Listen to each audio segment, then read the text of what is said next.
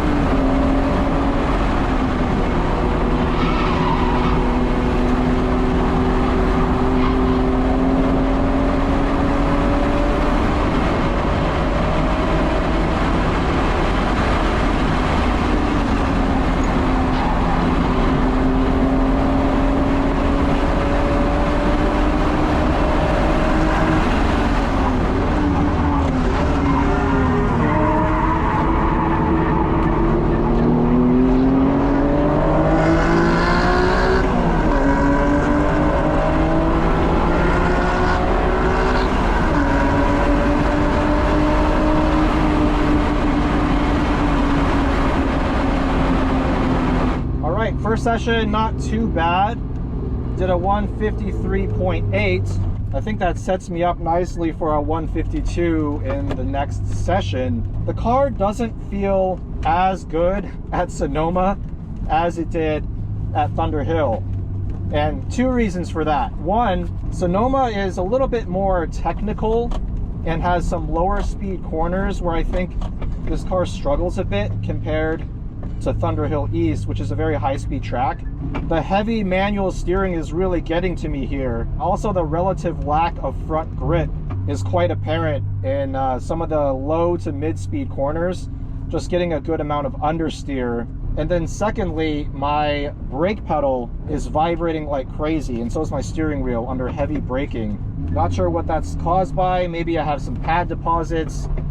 Worst case, maybe I actually warped a rotor, which would be surprising because these are AP Racing J-hook rotors. I thought these would be able to stand up to more abuse. So I'm basically just ignoring the brake vibration issue as much as I can right now. The car still stops decently well, but of course I don't have full braking confidence as a result.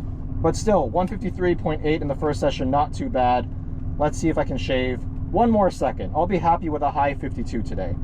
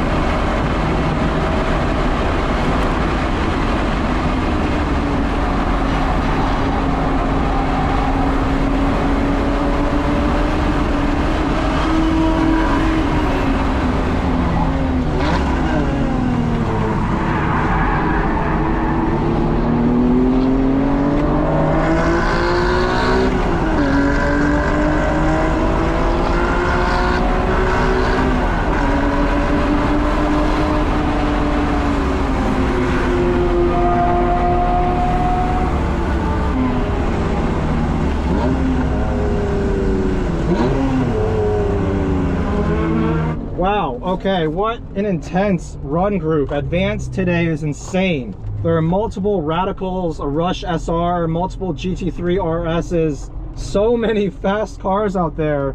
So I was giving a lot of point buys, trying not to get in the way of anyone's PB lap. So I didn't get any really ideal laps, but the last 2 laps I cracked into the 152s, 52.68 and then a 152.67, and that was having to lift for that Rush or Radical, I actually don't know which one it was, to pass me at the very last corner. I don't think I would have cracked into the 51s on that last lap, but optimal is a 51.8, so clearly it's possible. I'd even venture to say that a 50 is possible with this car, which is kind of crazy. That would put it at maybe less than 2 seconds slower than my Integra Type S, which has a more track-focused suspension setup and better tires. After about 5 laps, these Continentals really started to fall off, but I'm actually pretty happy with that. Managed to do a 52 quite easily. In suboptimal conditions, my brake pedal and steering wheel are vibrating even harder now. I feel pretty happy with the results. The NA1 NSX continues to impress me on track with lap times that are honestly better than I expected for such an old car with a completely stock 123,000 mile engine. Should I keep tracking this? I don't know. I guess we'll see after I figure out the brake issue. I will need to upgrade the cooling though. My oil temps were getting up to around 130 Celsius. So more to come with the NSX. Shout out to Lightspeed Track Events. Use promo code Zygrene to save on your next track event, and I'll see y'all in the next one.